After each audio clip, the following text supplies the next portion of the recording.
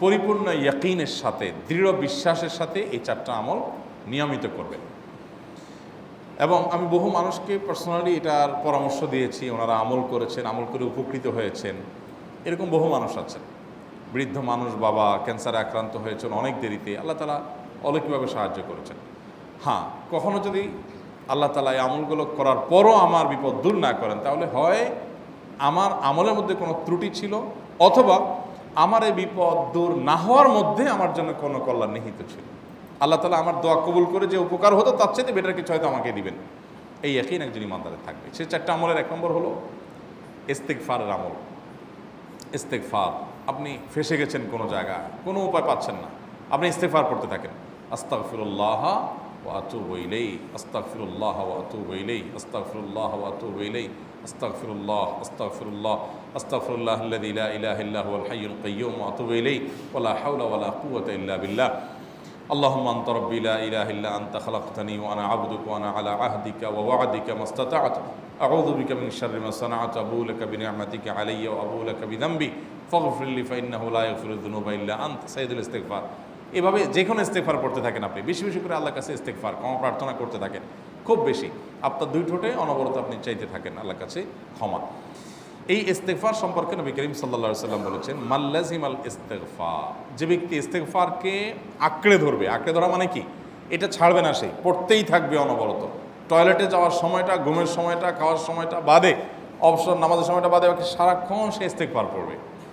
এরকম যদি কেউ করে, আল্লাহ রাব্বুল আলামিন জাআলাল্লাহু লাহু মিন কুল্লি হাম্মিন ফারাজা ওয়া মিন কুল্লি যায়কিন মাখরাজা, সকল পেরেশানি থেকে, সকল টেনশন থেকে বের হওয়ার পথ আল্লাহ তাআলা অলৌকিকভাবে তার জন্য আবিষ্কার করে দিবেন। এবং আমি আমার জীবনে যেটা বলেছিলাম, বিস্তারিত বলতে চাই না, এরকম পরিস্থিতি আসছে যে চোখের সামনে কোনো আপাতত রক্ষার কোনো পথ আর খোলা নেই, এমন ভয়াবহ বিপদ। ইস্তেগফার করতে করতে এমনভাবে আল্লাহ তাআলা সাহায্য করেছেন যে এটা কল্পনা করলেও মনে হয় যে স্বপ্নের মতো। কিভাবে এখন এই লোক এই জায়গায় আসলো আমার সাহায্যের জন্য, এই লোক তো এটা আমি এই জায়গায় আসার কথা না, টিকুনি এসে হাজির হয়ে গেলেন এবং উপকারটা, আমার সমাধানটা হয়ে গেল সমস্যা। তো আলহামদুলিল্লাহ, বহুবার আমি পরীক্ষা করেছি, আর আমার পরীক্ষার 2 পয়সার দাম নাই। হাদিসে বলা আছে, গ্যারান্টি দেওয়া আছে, আমার পরীক্ষা করলেই কি না করলেই। তাহলে একটা আমল হলো কি, ইস্তেগফার। সব সময়ের জন্য এটা কন্টিনিউয়াস করবেন, আর এমনিও অবসর সময় ইস্তেগফার করবেন। আরবদের মধ্যে সৌন্দর্য আছে, তারা বিভিন্ন ডাক্তারের ওয়েটিং রুমে বা বিভিন্ন জায়গায় মানুষ যেখানে অপেক্ষা করে পাবলিক প্লেসগুলোতে লিখে রাখে ইস্তেগফার করুন, আপনার হাইওয়েগুলোর পাশে লেখা থাকে ইস্তেগফার করুন, এবং তারা আসলে একটু পরপর দেখা যায় ইস্তেগফার করে। ভালো মন্দ গুণ সবার মধ্যে আছে, তাদের এই ভালো গুণটা আছে, ইস্তেগফার বেশি বেশি করা। আমরা ইস্তেগফার সচরাচর এইভাবে অনবরত অবসর সময় করার অভ্যাস অনেকের মধ্যেই নাই। আমরা এটা চালু করবো ইনশাআল্লাহ।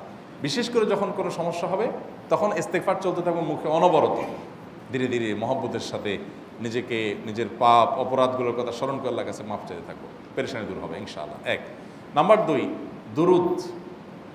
নবী করিম সাল্লাল্লাহু আলাইহি সাল্লামের প্রতি দুরুদ পাঠ করা, এটা যদি আপনি নিয়মিত করতে থাকেন মহব্বতের সাথে, আল্লাহুম্মা সাল্লি আলা মুহাম্মদ ওয়া আলা আলি মুহাম্মদ কামা সাল্লাইতা আলা ইব্রাহিম ওয়া আলা আলি ইব্রাহিম ইন্নাকা হামিদুম মাজিদ, আল্লাহুম্মা বারিক আলা মুহাম্মদ ওয়া আলা আলি মুহাম্মদ কামা বারাকতা আলা ইব্রাহিম ওয়া আলা আলি ইব্রাহিম ইন্নাকা হামিদুম মাজিদ।